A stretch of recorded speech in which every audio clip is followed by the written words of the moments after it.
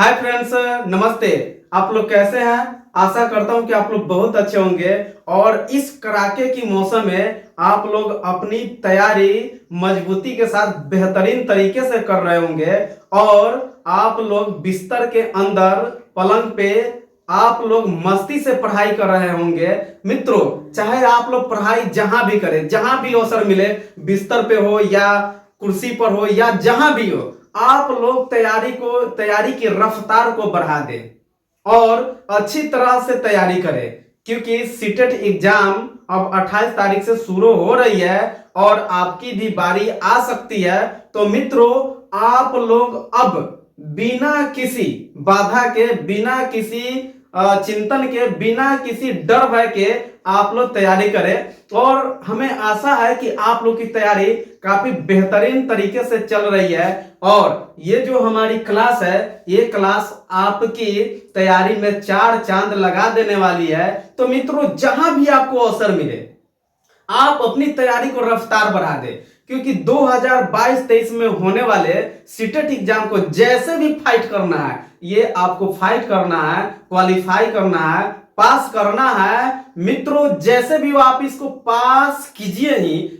ये हमारी आशा है कि आप लोग सीटेट पास करें और आगे की तरफ बढ़े। तो चलिए आज हम ये क्लास देते हैं। इस क्लास के अंतर्गत बहुत सी ऐसी शब्दों का मिश्रण है, बहुत से ऐसे शब्द बताएंगे जो आपके लिए काफी महत्वपूर्ण साबित हो सकते हैं। और ये जो क्लास है, ये ज्ञान के दृष्टि से और पेडागोजी के दृष्टि से ये काफी महत्वपूर्ण होने वाले हैं। और मित्रों, ये केवल ईवीएस में ही नहीं, ये हर एक सब्जेक्ट में, सभी सब्जेक्ट के लिए काफी महत्वपूर्ण है, क्योंकि इससे जो संबंधित इसमें जितने जो वर्ड्स है, ये वर्ड्स अदर सब्जेक्ट में भी पेडागोजी में काम आएंगे। तो चलिए शुरू करते हैं आज का यह class, EVS marathon class number 2। देखिए ये क्या है, सिग्निफिकेंस ऑफ ईवीएस यानी पर्यावरण अध्ययन का महत्व। मित्रों, पर्यावरण अध्ययन का महत्व क्या है, तो इसके बारे में हम चर्चा करते हैं। देखिए, छात्रों या बच्चों को जागरूक करना। देखिए, ये सिग्निफिकेंस ऑफ ईवीएस यानी पर्यावरण का महत्व के तहत हम बच्चों को या छात्रों को क्या करेंगे, पर्यावरण के से संबंधित उसे हम जागरूक करेंगे। बच्चों को क्या करेंगे, जागरूक करेंगे एवं शिक्षण प्रदान करेंगे। और बच्चे में हम क्या करेंगे, बच्चों को क्या करेंगे, शिक्षण प्रदान करेंगे। यानी सबसे पहली जो प्राथमिकता होगी वह होगी बच्चों को जागरूक करना। और दूसरी प्राथमिकता क्या है, बच्चों को जागृत करने के बाद में उसको शिक्षण देना, ये हमारी क्या होगी, प्राथमिकता होगी। फिर देखिए दूसरे नंबर क्या है, विज्ञान की मूल संकल्पना को समझना। और विज्ञान की मूल संकल्पना क्या है उसे समझना, ये हमारी प्राथमिकता होगी। अब देखिए, ये relationship between natural and social environment यानी प्राकृतिक एवं सामाजिक पर्यावरण में संबंध। प्राकृतिक एवं सामाजिक पर्यावरण में संबंध क्या है, रिलेशन क्या है, इसके बारे में थोड़ी सी अब चर्चा करते हैं। देखिए क्या है, सामाजिक मुद्दों या महत्व को समझना। देखिए, सामाजिक महत्व या मुद्दों की समझना जो है, ये हमें होना चाहिए। हमें सबसे पहले सामाजिक मुद्दों को समझना चाहिए और उसके महत्व को समझना चाहिए। ये क्या है, नेचुरल एंड सोशल इन्वायरमेंट की एक पहलू है। इसके तहत हमें सामाजिक यानी समाज में जो मुद्दे हैं, जो समाज की मुद्दे हैं, उसको समझना चाहिए और उसके महत्व को समझना चाहिए। फिर दूसरे नंबर देखिए, समानता, न्याय, मानव सम्मान करना चाहिए। हमें क्या, समानता यानी हमें सबको एक समान यानी एक नजर से, बराबर बराबर की नजर से हमें देखना चाहिए। सबको एक समान देखना चाहिए और न्याय, सबके साथ एक न्याय होना चाहिए। यह नहीं कि मुंह देखा हुआ जो पंचायत होता है, मुंह देखा हुआ जो न्याय होता है, वैसा न्याय हमें नहीं करना है। हमें न्याय करना है, सटीक और शुद्ध न्याय करना है। फिर क्या है, मानव सम्मान, और प्रत्येक मानव को हमें सम्मान करना है, उसकी इज्जत करना है और उसको मान सम्मान देना है। ये क्या है, ये सबसे अच्छी बातें हैं कि हमें अपनी जो भाईचारा है ये भाईचारा बनाकर रखना चाहिए और हर एक मानव को मान और सम्मान देना चाहिए। फिर देखिए ये क्या है, डोंट या डू नॉट, नहीं, यानी हिंदी क्या हुआ, नहीं। जहां भी रहे ये कथन या स्टेटमेंट ये गलत होंगे। ये क्या होंगे, गलत होंगे। अगर आपको पॉजिटिव प्रश्न पूछे जा रहे हैं कि बच्चे कैसे सीखते हैं, सपोज कीजिए, या आपके बीच एक प्रश्न है कि बच्चे सबसे अधिक कैसे सीखेंगे, और वहां रहेगा कि स्वयं क्रिया न करके, स्वयं क्रिया न करके, तो यहां जो न आया, जो नहीं आया, ऐसे स्टेटमेंट को आप सबसे पहले गलत करेंगे। तो जिस स्टेटमेंट में जो पॉजिटिव प्रश्न हो उसके अंतर्गत आपको मिल जाए डोंट या डू नॉट या नहीं, तो आप उसको सबसे पहले अपना आंसर चुनने से इनकार कर देंगे, उसको निगलेक्ट कर देंगे। फिर देखिए परिभाषा एवं शब्दावली गलत होंगे। देखिए अगर आपको कहीं भी आ जाए कि बच्चों को परिभाषा के द्वारा सिखाना चाहिए, बच्चों को परिभाषा देने पर जोर देना चाहिए, बच्चों को परिभाषा पे बल देना चाहिए, तो आप उसे आंख बंद करके उसे आप निगलेक्ट कर दे, क्योंकि ईवीएस जो है ये परिभाषा पे सख्त मना करती है कि हमें परिभाषा देने के लिए बच्चों को प्रोत्साहित नहीं करना है। और फिर ये जो शब्दावली है, शब्दावली भी बच्चे के लिए ये उचित नहीं है। अगर कहीं आ जाए कि बच्चों के शब्दावली का विकास करना चाहिए, बच्चों के शब्दावली पर ध्यान देना चाहिए, या बच्चों को शब्दावली रटवाना चाहिए, कुछ भी शब्दावली के संबंध में आ जाए कि शब्दावली पर ज्यादा विशेष ध्यान देना चाहिए, तो आपका स्टेटमेंट क्या हो जाएगा, वो गलत हो जाएगा। तो परिभाषा पर जोर देना या परिभाषा पे ज्यादा प्रोत्साहित करना या शब्दावली पर प्रोत्साहित करना, ऐसी अगर कथन आ जाती है, स्टेटमेंट अगर आ जाते हैं, तो उसको आप निगलेक्ट कर दें। अब देखिए ये क्या है, 5वीं नंबर, प्रतियोगिता स्पर्धा नहीं होनी चाहिए। मित्रों ये सबसे अच्छी बात है कि प्राथमिक विद्यालय के बच्चों के बीच प्रतियोगिता या स्पर्धा ये दोनों चीज नहीं होनी चाहिए। ये जो होते हैं ये निगेटिव वर्ड्स होते हैं और ये बच्चे के लिए निगेटिव यानी उनके मन में एक नकारात्मक सोच उत्पन्न करते हैं। इसलिए बच्चे में प्रतियोगिता या स्पर्धा नहीं करानी चाहिए। हम लोग सोचते क्या है कि प्रतियोगिता करके और स्पर्धा करा के बच्चों के बीच सीखने की क्या करें, उसकी रफ्तार को हम बढ़ाएंगे, लेकिन नहीं, इसमें बच्चे हताश हो जाते हैं, वे निराश हो जाते हैं और उनकी जो लर्निंग पावर जो है, जो सीखने की उनकी जो क्षमता है, वह क्या हो जाती है, घट जाती है। तो मित्रों आप इस प्रतियोगिता और स्पर्धा वाले जो भी आपके बीच स्टेटमेंट आए उसको आप गलत कर दें, निगलेक्ट कर दें। 6 नंबर बिंदु देखिए, बच्चों के गलतियों पर ध्यान नहीं देना चाहिए। हाँ ये बहुत अच्छी बात है। ये नहीं कि बच्चे गलती करे तो उसको हम दंड दें, उसको हम स्टिक से मारे या उसको हम डांटे, ऐसा काम हमें नहीं करना है। क्यों नहीं करना है कि बच्चे जब गलती करेंगे तभी वह सीखेंगे। मित्रों जैसा कि आपको भी पता है, हमको भी पता है कि जब हम लोग शुरुआती दौर में थे तो हम लोग क्या करते थे, अधिक से अधिक गलतियां करते थे, और उस समय अगर कोई हमें दंड दे दे, कठोर दंड दे दे, तो क्या होते हैं, बच्चे वहीं पे पढ़ाई छोड़ देते हैं। जैसे आपको सुनने को मिलता होगा कि आपके दादाजी, पापा जी या अंकल जी या कोई भी व्यक्ति बोलता क्या होगा कि जब हम पढ़ने गए अपने विद्यालय में तो मेरा टीचर जो था वह मेरे शरीर पे चिट्टी का घोंसला होता है वो क्या किया, मेरे शरीर पे झाड़ा और बहुत मारा, जिसके कारण उसके बाद से हम विद्यालय गए ही नहीं, हम कमाने के लिए कहीं और चले गए।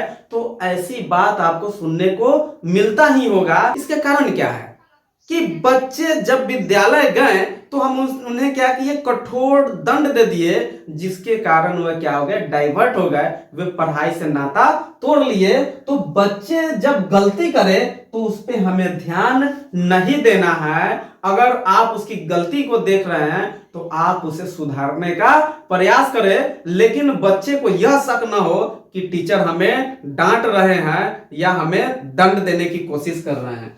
फिर देखिए अब 7वीं नंबर, लिंग आधारित भेदभाव नहीं होनी चाहिए। हाँ, इस सबसे बड़ी बात है हमारे समाज में है क्या कि समाज में लिंग आधारित भेदभाव बहुत अधिक चलते हैं। कोई बोलते हैं हमें बेटा ही चाहिए, हमें बेटा ही चाहिए, हमें बेटा ही चाहिए, बेटी की तरफ लोग ध्यान नहीं देते हैं। और कई जगह ऐसे होते हैं कि वहां बेटियां ही चाहिए, बेटा नहीं चाहिए। तो ये क्या हुआ, लिंग आधारित भेदभाव। और खास करके ये विद्यालय में एक टीचर होने के नाते ये लिंग भेदभाव आप कभी नहीं करेंगे। यदि आप लिंग भेदभाव करते हैं तो आप वास्तव में एक टीचर नहीं है, आप एक टीचर के रूप में उसके लिए एक दुश्मन या उसके लिए एक बेकार व्यक्ति आप वहां साबित हो सकते हैं।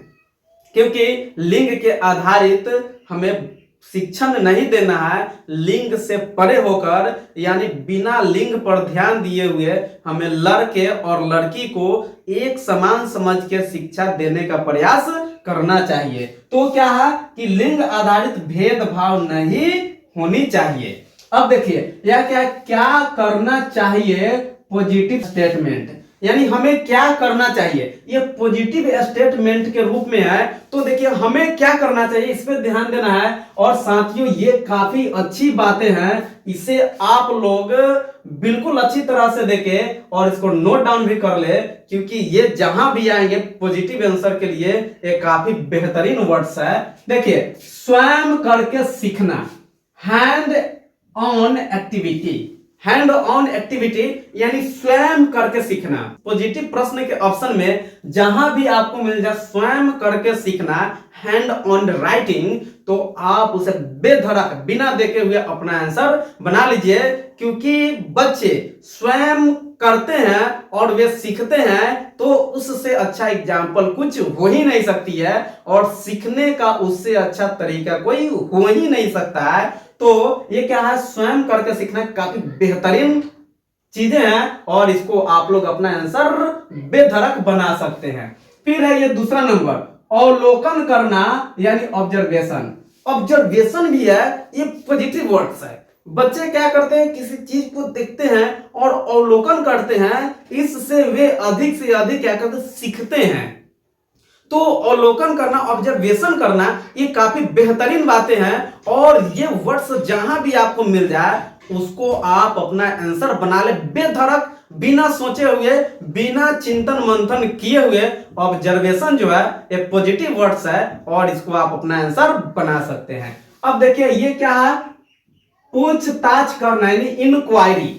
इंक्वायरी भी क्या है, पॉजिटिव सेंस में है, पॉजिटिव वर्ड्स है। देखिए जब बच्चे आपसे पूछ रहे हैं, कोई प्रश्न पूछ रहे हैं या उनकी डाउट है, वे अपनी समस्या को लेकर आपके सामने आए हैं, आपसे पूछताछ कर रहे हैं, तो समझिए वे बच्चे जो है वे एक्टिव मूड में है और वे सीखना चाहते हैं। आप हर संभव प्रयास करें उससे अधिक से अधिक सिखाने का, क्योंकि ये कौशल जिस बच्चे में हो जाते हैं वे अधिक से अधिक सीखते हैं और वे बच्चे आगे चल के बहुत अच्छे मनुष्य बनते हैं। तो प्रश्न पूछना एक अच्छी बात है। करके सीखना, learning by doing, learning by doing, करके सीखना, ये भी काफी अच्छी बातें हैं, ये पॉजिटिव सेंस में है। करके सीखना, बच्चे करके सीखते हैं, उससे क्या होता है, प्रैक्टिकल के साथ हो जाता है। और प्रैक्टिकल जो है ये थ्योरी से ज्यादा इंपॉर्टेंट होता है, प्रैक्टिकल थ्योरी से ज्यादा इंपॉर्टेंट होता है। और जब बच्चे करके सीखते हैं तो ये अच्छी बात है, उनके पास प्रैक्टिकल हो जाता है और प्रैक्टिकल उन्हें बहुत कुछ देता है। फिर देखिए ये क्या है, क्षेत्र भ्रमण, फील्ड ट्रिप। क्या है, फील्ड ट्रिप, बच्चे को जब हम क्षेत्र भ्रमण में ले जाते हैं तो वे क्या करते हैं, अपनी आंखों के सामने, जैसे सपोज कीजिए कि हम उसे किसी गार्डन के बारे में बता रहे हैं, और जब उस गार्डन में हम उसको ले जाएंगे, जो गार्डन उसके आंख के सामने होंगे, तो बच्चे क्या करेंगे, सर आपने हमें इस जानवर के बारे में, जैसे मान लीजिए जिराफ के बारे में आपने हमें बताया था, यही जिराफ है क्या? तो बच्चे क्या करेंगे, उससे बहुत अधिक सीखेंगे, क्योंकि उन्हें हम इस किताब में पढ़ाए थे, अब वह जो चीज है उनके सामने है, तो बच्चे अधिक से अधिक सीखेंगे। अच्छा, मान लीजिए कि हमने बच्चे को जिराफ के बारे में बताया कि जिराफ की जो ये गर्दन होते बहुत लंबे होते हैं, यही बता दिया, ठीक है। लेकिन जब बच्चे वहां जाएंगे, जब प्रत्यक्ष रूप में उनके सामने वे जिराफ होंगे, तो उनके गर्दन तो लंबे होंगे ही, और वे गर्दन हिलाएंगे डुलाएंगे, लंबे चौड़े करेंगे, तो बच्चे को और आनंद आएगा और बच्चे जो है बहुत अधिक सीखेंगे। फिर देखिए ये क्या है, अपसारी पद्धति। क्या है, अपसारी पद्धति। और अपसारी पद्धति क्या होते हैं, इसमें बच्चे के सामने कई ऑप्शन होते हैं, सीखने के कई तरीके होते हैं, ये अपसारी रूप से सीखते हैं, यानी बच्चे के बीच सीखने कई सारी तरीके होते हैं, कई तरीके होते हैं, जिससे बच्चे अधिक से अधिक ऑब्जर्व करते हैं, सीखते हैं वो। फिर देखिए खुली प्रक्रिया, ओपन इंडेड मेथड। देखिए ओपन इंडेड मेथड क्या है, खुली प्रक्रिया क्या है, आप बच्चे को स्वतंत्र रूप से सीखने की छूट दे देते हैं, तो वे बच्चे क्या करते हैं, इधर से कुछ सीखे, कुछ उधर से सीखे। कहने का अर्थ है कि उन्हें सीखने के लिए बहुत से क्षेत्र मिल जाते हैं, बहुत से ऑप्शन मिल जाते हैं, और बच्चे क्या करते हैं, अधिक से अधिक सीखते हैं। तो ये जो ओपन इंडेड मेथड जो है, ये बच्चे को सीखने में काफी मदद करते हैं। ये खुली प्रक्रिया उनके लिए सबसे सीखने की अच्छी मेथड है। फिर देखिए अब क्या है, फॉर्मेटिव असेसमेंट। फॉर्मेटिव असेसमेंट, रचनात्मक मूल्यांकन, यानी बच्चों की रचनात्मक मूल्यांकन हम कैसे करें, थोड़ी सी इस पे हम बात कर लेते हैं। देखिए बच्चों की शिक्षण कमियों को पहचानना। देखिए ये जो है फॉर्मेटिव असेसमेंट जो है, इसके तहत हम बच्चों की शिक्षण कमियों को पहचानने का प्रयास करते हैं। अच्छा मान लीजिए कि ये बच्चा, ये अमुख बच्चा क्यों नहीं सीख पा रहा है, इसमें कमियां क्या है, इसमें कौन सी कमी है, क्या इसमें निगेटिव है कि बच्चे सीख नहीं पा रहे हैं। तो बच्चे की सीखने की कमियों को जब हम जानते हैं, तो बच्चे को फिर हमें सिखाने में सहायता मिलता है कि बच्चे में ये कमी है, इस कमी को दूर करने के लिए हमें ऐसे करना चाहिए। तो ये जो बच्चों की जो सीखने की जो कमियां हैं, उसकी पहचान करना चाहिए। ये क्या है, फॉर्मेटिव असेसमेंट है। अब देखिए दूसरी बात क्या है, इसके माध्यम से शिक्षक को अपनी कमियां पहचानने का अवसर या मौका मिलता है। हाँ ये बहुत अच्छी बात है। अब ये फॉर्मेटिव असेसमेंट के तहत शिक्षक को भी अपने अंदर की कमियां पहचानने का मौका मिलता है। मित्रों ये नहीं है कि आप शिक्षक हैं और आपके पास बहुत अधिक जानकारी है तो आप में कुछ कमियां नहीं होगी, आप में भी कमियां होंगी। बच्चे आप में भी कमियां ढूंढते हैं, और जब आपकी कमियां बच्चे को पता चल जाए तो फिर ये टीचर और ये जो स्टूडेंट के बीच की जो ये तालमेल है, जो संबंध है, ये थोड़ी सी बिगड़ जाती है। तो मित्रों आप ये ना सोचे कि आप बहुत अधिक जानते हैं तो आप में कमियां नहीं है। आप अपने अंदर की कमियों को देखिए कि मेरे अंदर की कमी क्या है, मेरे अंदर कौन सी कमी है कि बच्चे एक्टिव मोड में हमसे नहीं पढ़ पा रहे हैं या बच्चे नहीं सीख पा रहे हैं। तो हो सकता है कि ये आप में भी कमी हो ताकि बच्चे नहीं सीख पा रहे हैं। अब देखिए ये क्या है, जैसे एग्जांपल के देखिए कक्षा कक्ष परिचर्चा। जब आप कक्षा कक्ष परिचर्चा कर रहे हैं तो इसमें आपकी भी महत्वपूर्ण भूमिका होती है और बच्चे की भूमिका तो होती ही है। अब सपोज कीजिए कक्ष परिचर्चा कर रहे हैं और आप मौन धारण कर लिए, आपका कोई वहां एक्टिविटी नहीं रहा, आप कुछ नहीं कर रहे हैं, या कक्षा परिचर्चा करके आप वहां से निकल गए, तो ये क्या हुआ? ये निराश क्लास हो जाएंगे, बच्चे में उदासी छा जाएगी। इसलिए मित्रों आपको भी एक्टिव रहकर बच्चे के साथ बच्चे जैसा बनकर ही रहना है। देखिए हमें बच्चे जो है मेरा फ्रेंड्स है, ऐसी बातें कही जाती है जब आपको उसको फ्रेंडली रूप में जब आप उसे शिक्षण देंगे तो बच्चे अधिक से अधिक सीख पाएंगे।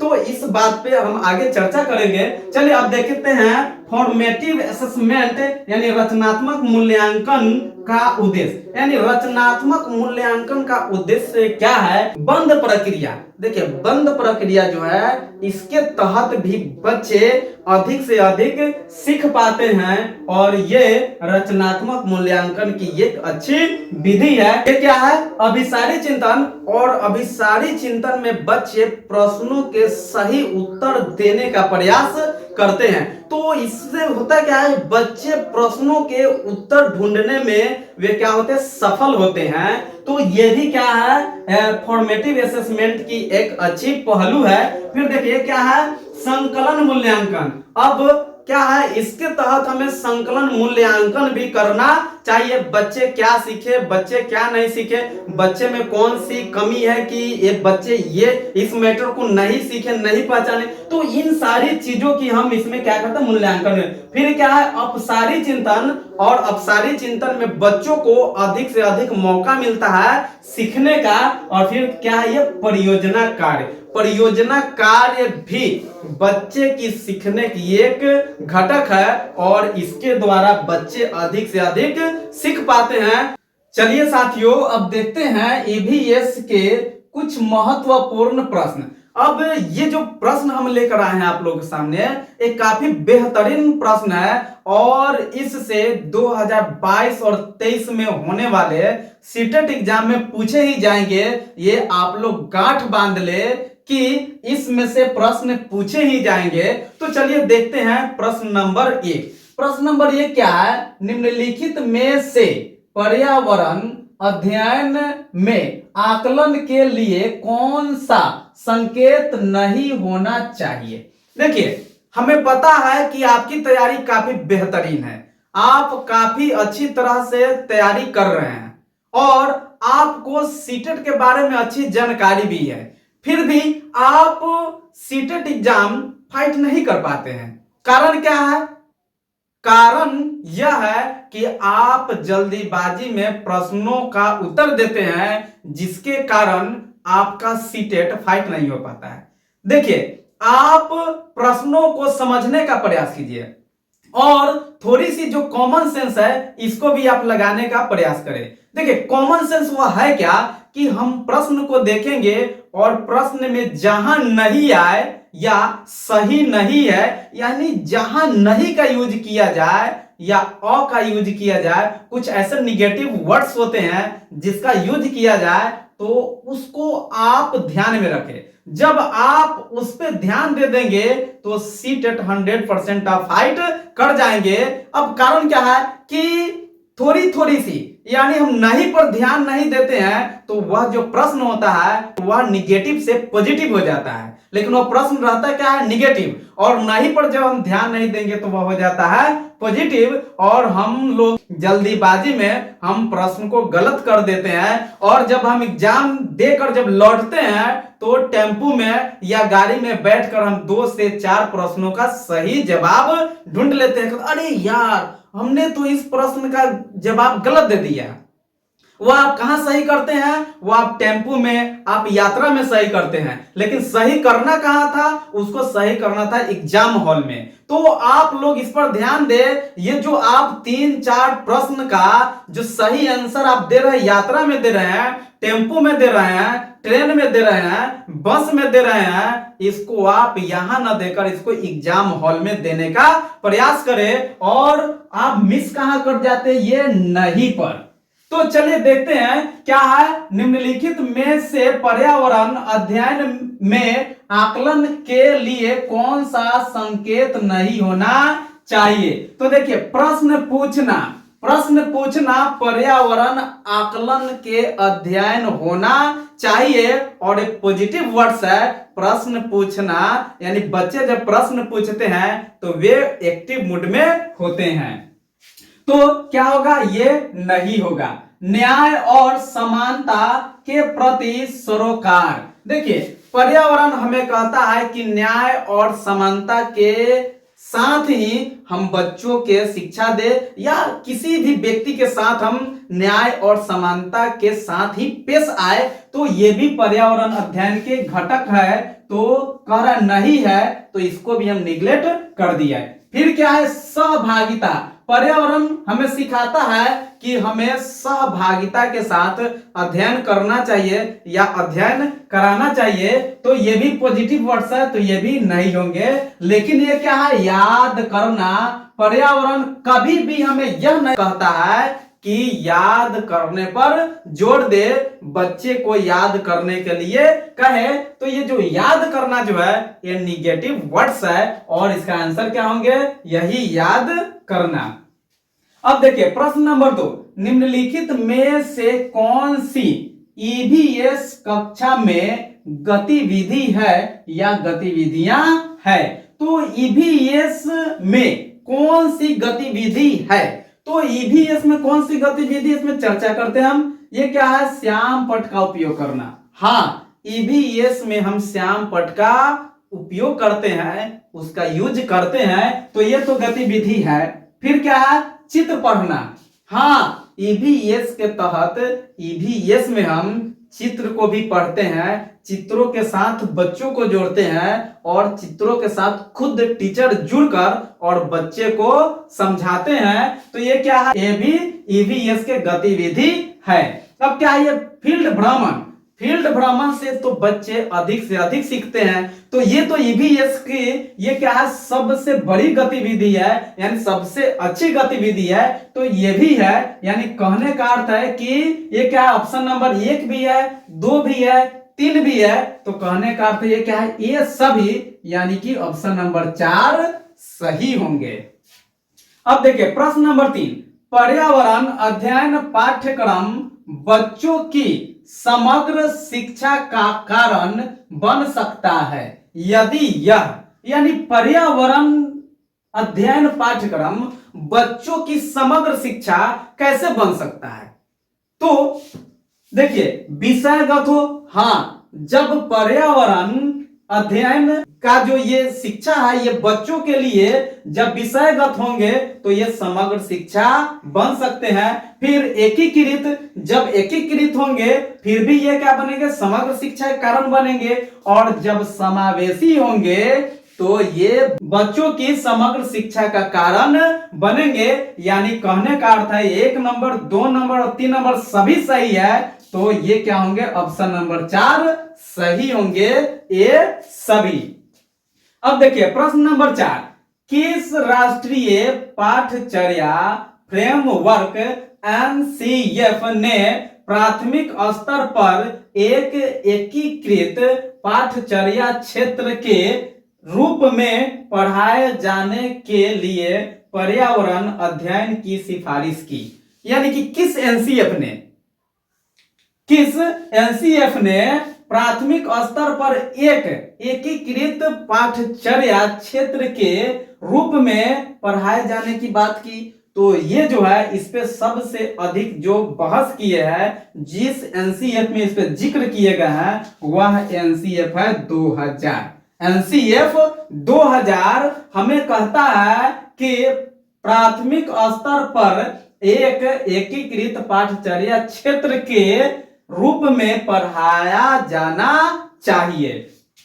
अब देखिए ये क्या है, प्रश्न नंबर 5, 15 ग्राम प्रति ml घनत्व और 3 ml आयतन किसी वस्तु का द्रव्यमान क्या है। यानी कहने का अर्थ है कि किसी वस्तु का घनत्व 15 ग्राम प्रति ml है, यानी 15 ग्राम प्रति मिलीलीटर है, और उसका आयतन 3 ml है, यानी 3 मिलीलीटर है। तो उसका क्या करना है, द्रव्यमान ज्ञात करना है, हमें द्रव्यमान निकालना है। तो देखिए ये क्या है, घनत्व, क्या है, घनत्व, और घनत्व बराबर होता है द्रव्यमान, द्रव्यमान बटा आयतन।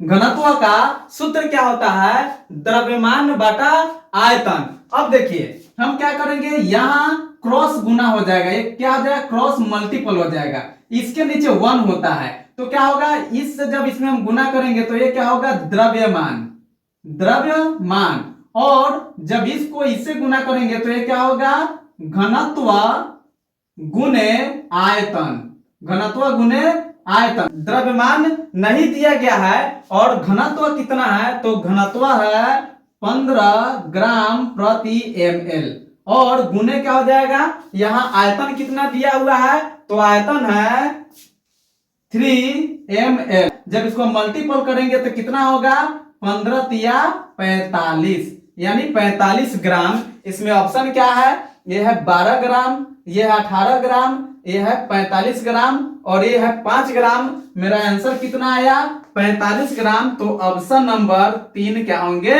सही होंगे, ऑप्शन नंबर 3 आंसर होंगे। यानी कि 15 ग्राम प्रति ml घनत्व और 3 ml आयतन वाले किसी वस्तु का द्रव्यमान क्या होगा, तो इसका होगा द्रव्यमान कितना, 45 ग्राम। अब चलिए प्रश्न नंबर 6, निम्नलिखित में से कौन सी ग्रीन हाउस गैस है, यानी ये जो है जलवाष्प, कार्बन डाइऑक्साइड, मीथेन, ये सभी, तो इसमें से कौन सी गैस जो है वह क्या है, ग्रीन हाउस गैसें हैं। तो देखिए जलवाष्प, जलवाष्प क्या है, एक ग्रीन हाउस गैसें हैं, ठीक है। फिर ये क्या है, कार्बन डाइऑक्साइड, कार्बन डाइऑक्साइड भी ग्रीन हाउस गैस है। और ये क्या है, मीथेन, मीथेन भी ग्रीन हाउस गैस है। यानी कहने का अर्थ है जलवाष्प, कार्बन डाइऑक्साइड और मीथेन, ये सभी क्या है, ग्रीन हाउस गैस है। तो ऑप्शन नंबर 4 सही होंगे, क्या, ये सभी, ये सभी यानी जलवाष्प, कार्बन डाइऑक्साइड और मीथेन, ये सभी। अब चलिए प्रश्न नंबर 7, ताजमहल के पीले होने के लिए निम्नलिखित में से कौन सा कारक जिम्मेदार है, यानी ताजमहल आज क्यों पीले हो रहे हैं, वह कौन सा कारक है जो ताजमहल को पीला कर रहा है, यानी ताजमहल पीला करने का जिम्मेदार कौन सा कारक है। तो देखिए क्लोरीन, नहीं, क्लोरीन के द्वारा ताजमहल पीला नहीं हो रहा है। फिर क्या है, नाइट्रोजन डाइऑक्साइड, सल्फर डाइऑक्साइड, हाँ सल्फर डाइऑक्साइड के कारण ताजमहल पीले होते जा रहे हैं, ताजमहल दिन पर दिन पीले होते जा रहे हैं। कारण क्या है, सल्फर डाइऑक्साइड के कारण, सल्फर का नहीं, सल्फर डाइऑक्साइड के कारण। अब देखिए क्या है, प्रश्न नंबर 8, गोलकोंडा किला किसने बनवाया, काफी बेहतरीन प्रश्न है। गोलकोंडा किला किसने बनवाया, पल्लव राजवंश नहीं, चोल राजवंश नहीं, चालुक्य राजवंश नहीं, काकतीय राजवंश, हाँ काकतीय राजवंश ने गोलकोंडा किला बनवाया। और काकतीय राजवंश ने 17वीं शताब्दी में काकतीय राजवंश ने गोलकोंडा का निर्माण किया। गोलकोंडा किला काकतीय राजवंश ने 17वीं शताब्दी में बनवाया। तो मित्रों मिलते हैं अगले वीडियो में, थैंक यू, धन्यवाद, जय हिंद।